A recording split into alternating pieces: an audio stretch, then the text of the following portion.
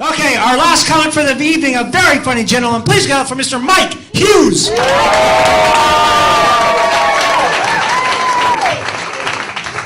How is everybody doing? My name is Mike Hughes. I'm originally from Cleveland, Ohio. Otherwise,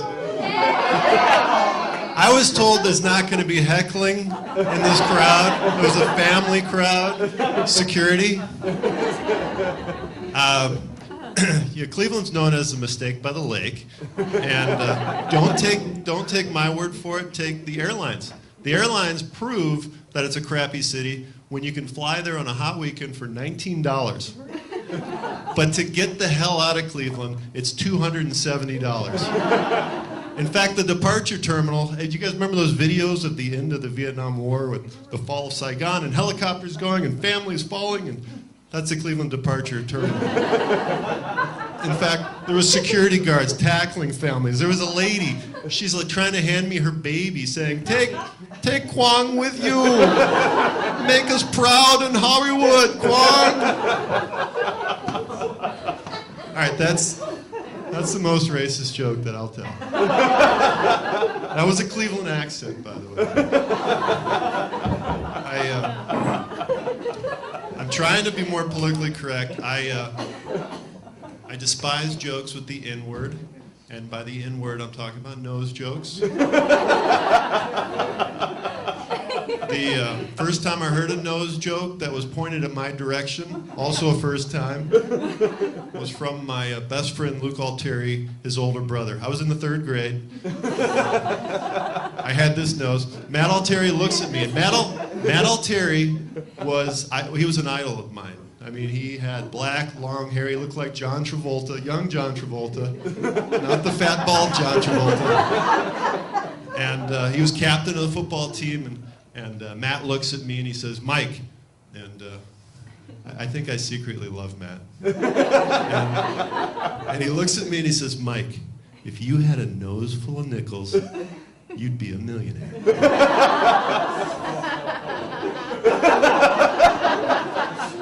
I was 9 years old. I was so mean. But I wish I could go back in time.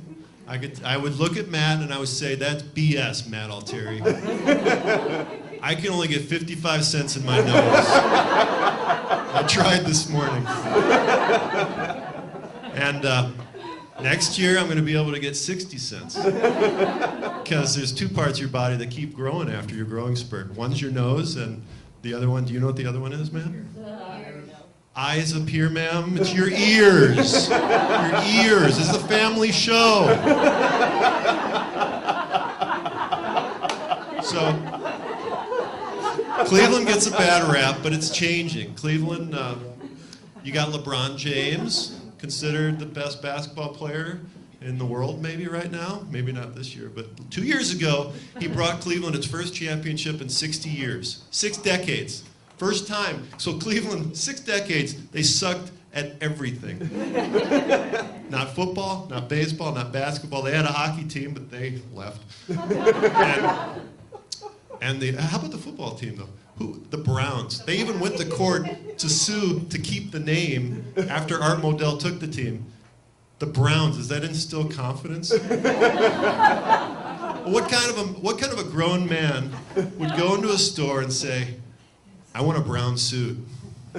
I want to look as dull and flaccid as I possibly can. Give me that brown suit. I blame the founding fathers. Picture like the 1700s, all these people excited. They come out to Ellis Island from Europe, and they go in their covered wagons from New York. They're going to go to Los Angeles, go 3,000 miles. But the ones that settled in Cleveland, first of all, they're 150 miles into it. They're going the wrong direction. And they run smack dab into Lake Erie. And they're just like, screw it. We're done.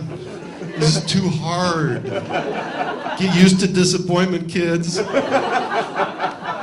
Cleveland, defeat and disappointment from an early time on. Kids are like, we want to go to Disneyland. So, as a kid, my idols were from other cities because New York City had Reggie Jackson, Mr. October. Los Angeles had Magic Johnson. Cleveland, when you suck for 60 years, you got to take what you get. They had a rookie baseball player named Joe Charbonneau, and he was Rookie of the Year. Well, that's not why Cleveland loved him. Cleveland loved him because Joe Charbonneau could drink beer through a straw in his nose. Joe Charbonneau could true story, open a beer bottle with his eye socket. My mom liked that one. And it's a real good career trait. And Joe Charbonneau could do his own dental work. And my dad actually liked that one. My dad was a cheap bastard. So, needless to say, we did not have much in the way of health insurance or you didn't go to the hospital. You got hurt as a kid. Our pets had it worse. I read recently where Americans spend $15 billion a year on pet hospital and clinics. Not in Cleveland. Our pet, we had a dog, Buff. One time Buff used to go on these, he'd go out for days, and he came back from a 3-day doggy bender. And he's got this big gash in his knee. And, my dad's not taking him to the pet doctor. He fishes around his toolbox and gets the super glue out. Yeah, this is like 3 decades before its medical super glue was even invented. He brushes off the sawdust and the dead ants and he puts it on there. And my dad's like, if it doesn't kill you, it makes you stronger. Toughen up. And it worked, and Buff lived another 6 years. Although another time he came back home and he had a bullet hole in him. This is a true story. Buff had a bullet hole in him. And I'm a kid, I'm like, Dad, can we take Buff to the doctor? And my dad's like, why?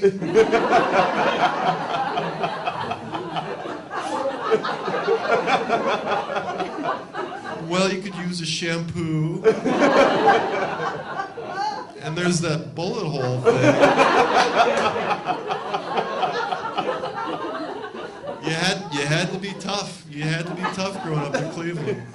My mom used to make us swim in Lake Erie, and Lake Erie was the most polluted lake in the country. It was disgusting. And we'd come out of the water, we'd be like, Mom, she'd be like, why'd you get out? It's polluted. It was so polluted one year it actually caught on fire. It's a true story. Look it up. Lake Erie caught on fire because of the pollution. And we were swimming and we went, Mom, the lake's on fire. My mom, she said, the fire's killing off the pollution. Then she opened a beer bottle with her eye socket and gave it to my dad.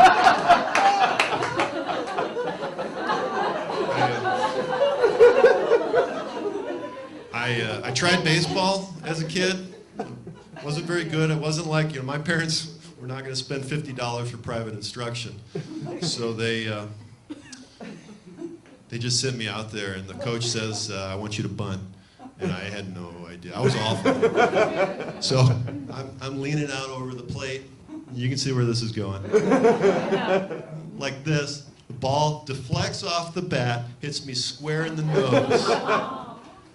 And it rolled all the way to center field. I got a ground rule double.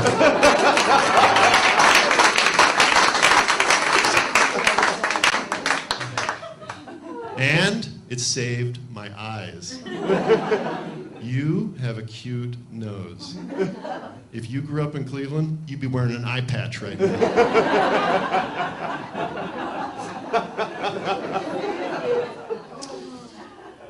So I finally moved out of Cleveland. I married my high school sweetheart. Had 3 cute little blonde kids. They're not that way anymore. They're not blonde. They're not, well. I like to say that I saved her from Cleveland because she was dating a guy, and you can't make this up. His name was Bruce Cobbledick.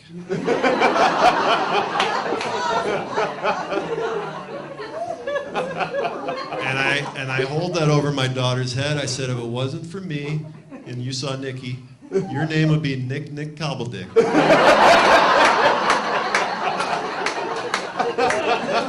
There would have been no teasing with that one.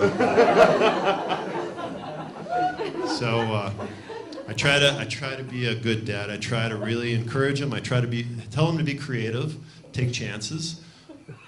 But I regret that decision no more so than the day that I was late I play hockey, beer league hockey, and I was late for a game. I was taking a nap. I rush out. I get in the locker room. I sit down in the locker room. I'm like, hey, Paulie, Stevie, Timmy, because in beer league everyone's got a Y on their end of their name. And I sit down next to my buddy Paulie, and he looks at me funny, and he says, Mike? And I knew it was serious because he didn't call me Mikey. Mike, is that a freaking mustache on your face? What I didn't know was, I went to the restroom and looked in the mirror. My daughter, 5-year-old daughter, had taken a magic marker, a dry eraser, and done a big curlicue mustache on my face.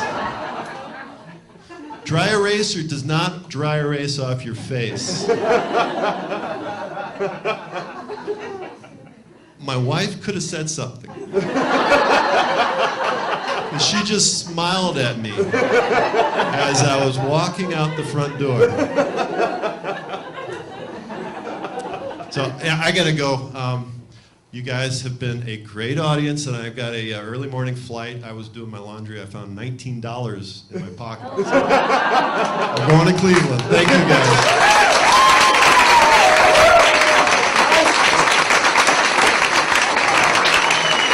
Mike Hughes.